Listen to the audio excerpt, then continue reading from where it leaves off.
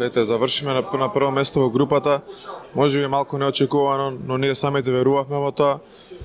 Не ги криевме ни амбициите пред тоа европско првенство, сакаме да идеме чекор понатаму, да не биде само да пројдеме првата фаза.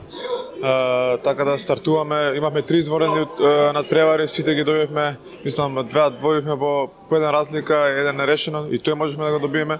Но ете, така треба да биде, сепак сме први во група, треба да бидеме задоволни.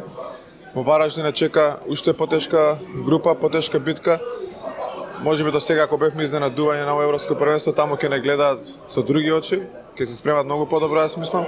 Така да и ние ќе се спремиме подобро, имаме 3 дена за одмор, 3 дена за тренинг, за тактички варианти. Мислам дека добро ќе се спремиме за Шпанија и да оствариме позитивен резултат. Филип, 3,5 дена одмор, па потоа 3 надпревари во 2,5 дена. Колку е тоа добро, колку е лошо?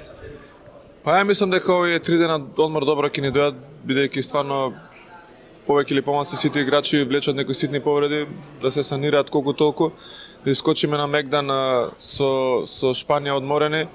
Тој според мене најбитен надпревар за ако сакаме да имаме чекор понатаму или тоа полуфинале. Потоа следи Чешка за 2 дена.